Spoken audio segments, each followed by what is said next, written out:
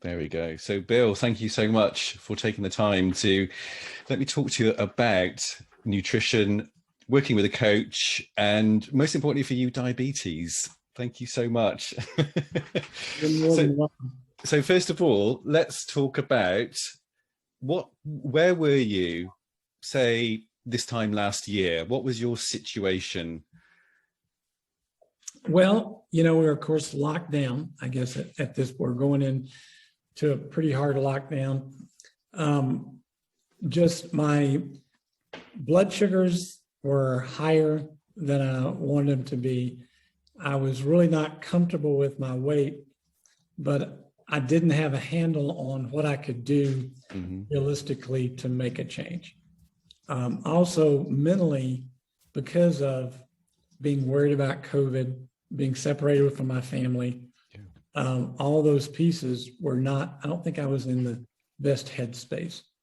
It was just like, I don't quite know what to do, don't really have the energy to research what to do and to try to implement something. And so I was just kind of plodding along a year ago.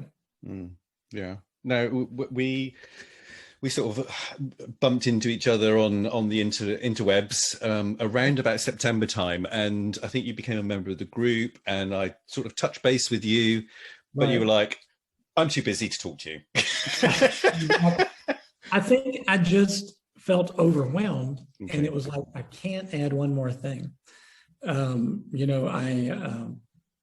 It's just, if I can keep teaching functional and, not have any episodes with too high blood sugar, too low blood sugar, then just kind of make it through.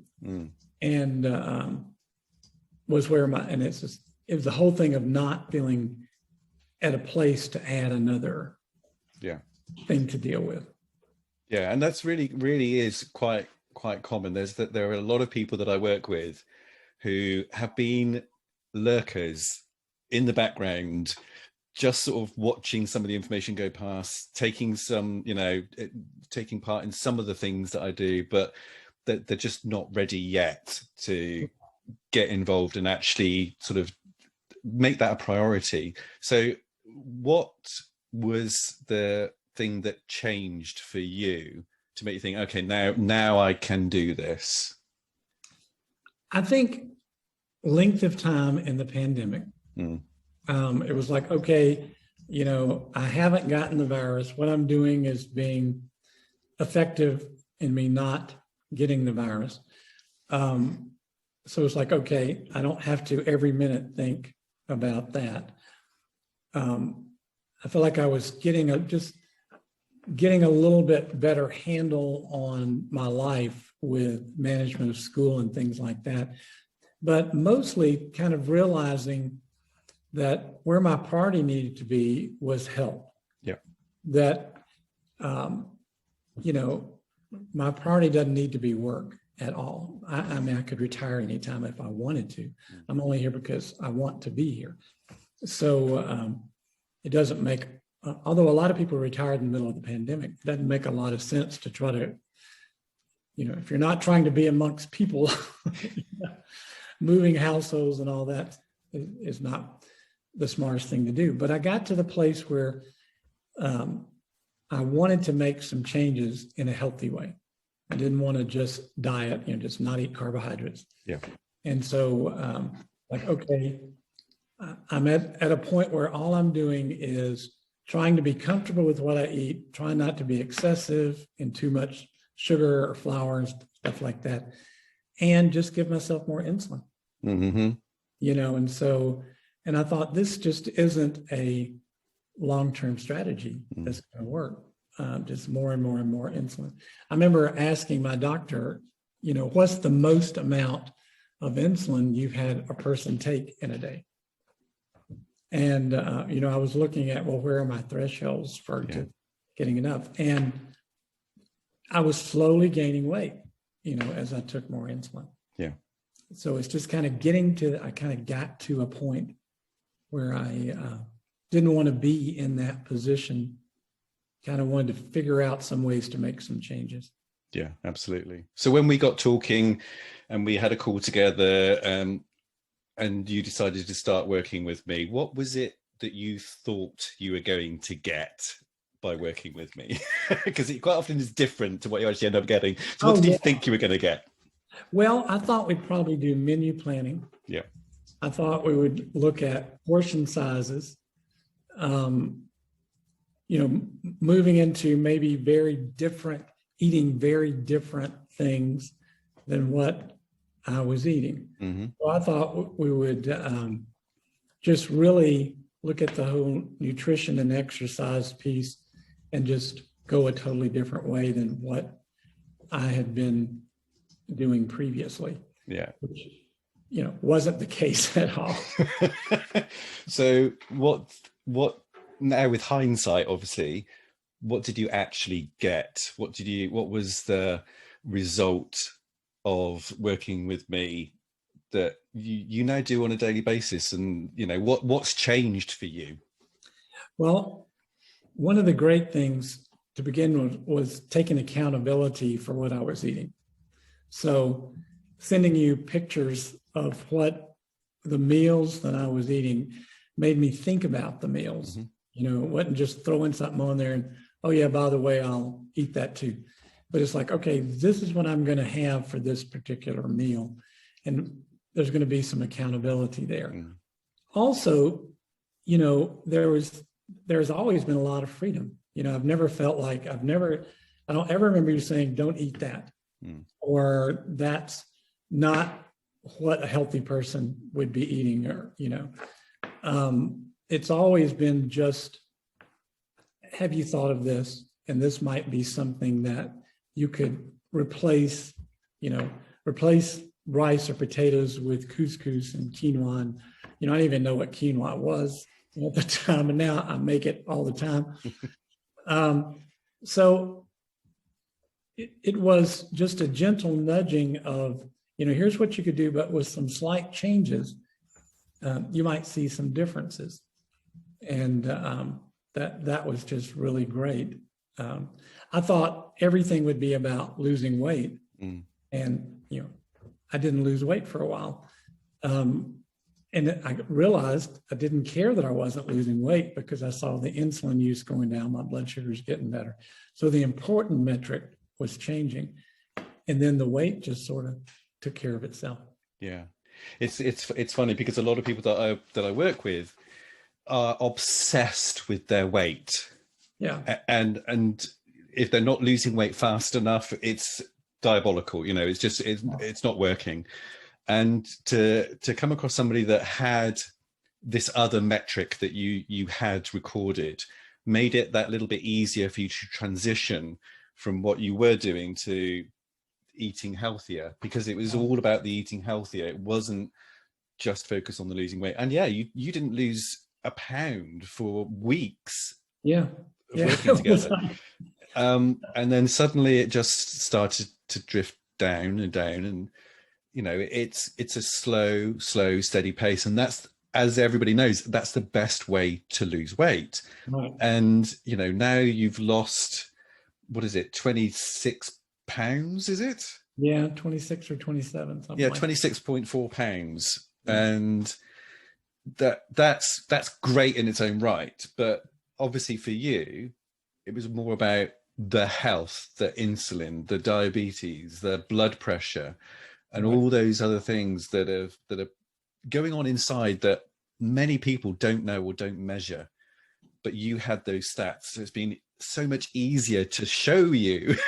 Right. Look at the progress you're making. Right. Because, for example, your belly size, it doesn't reduce very quickly at all. No. And that's quite disappointing for a lot of people. Yeah.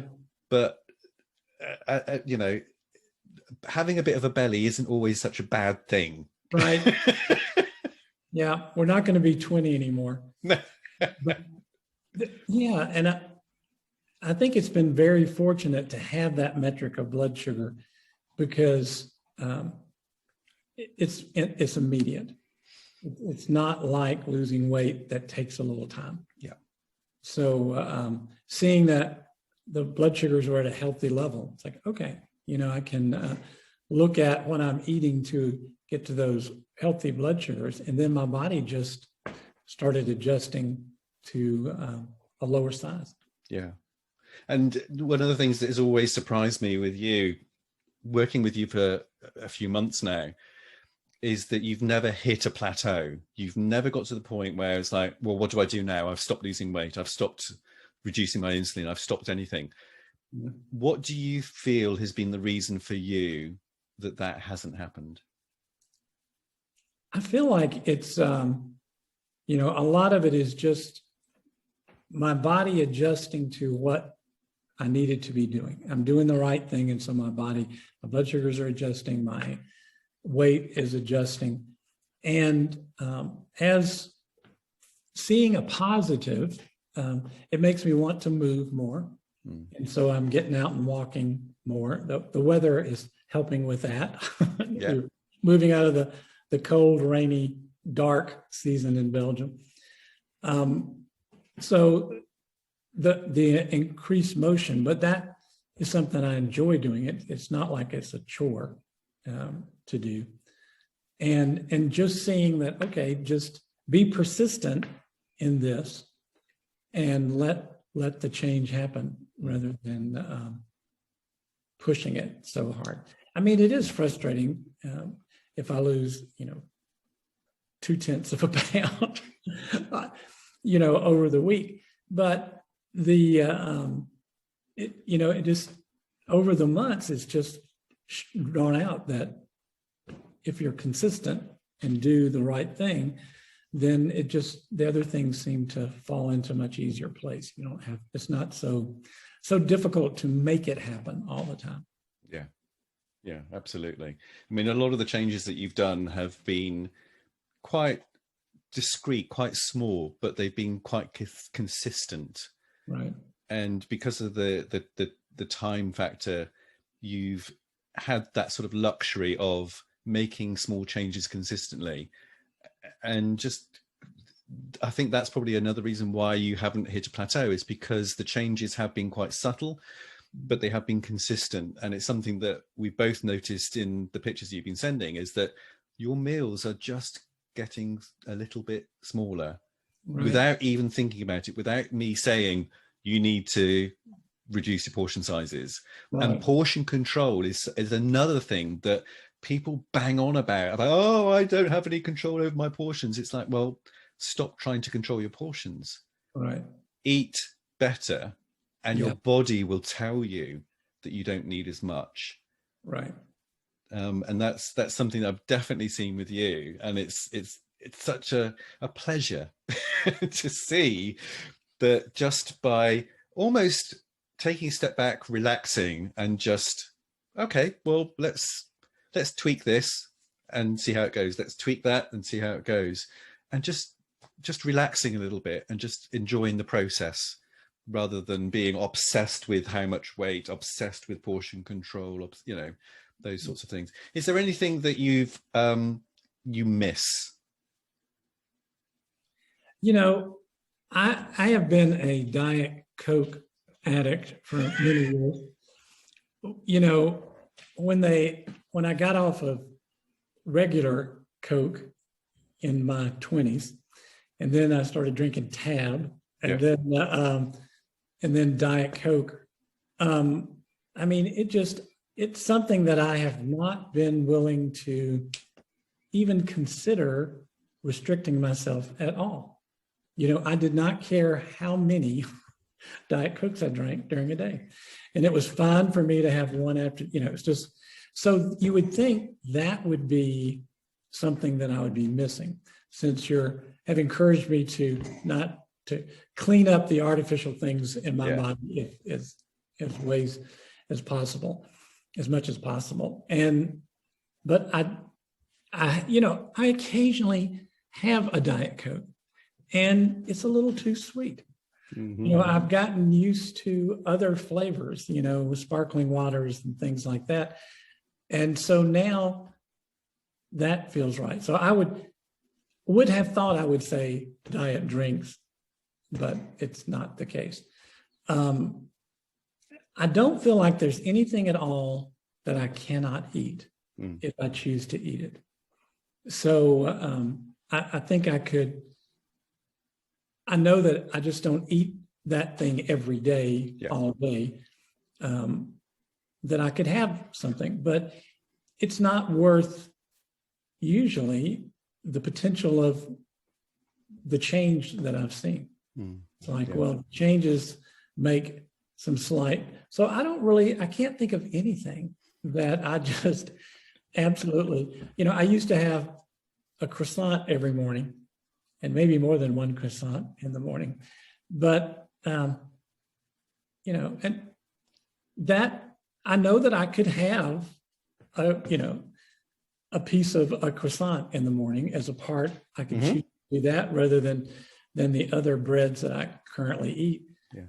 So I don't, it's just choosing a healthy version rather than in the auto mode when you just want to think about it. This is what I eat. I just buy this. I got this habit.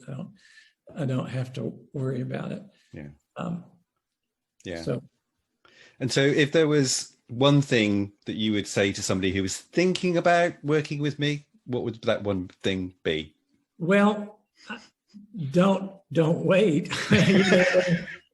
because the benefits, just knowing that you've got somebody you can talk to about each thing, that you can send a picture of everything, of every meal and say,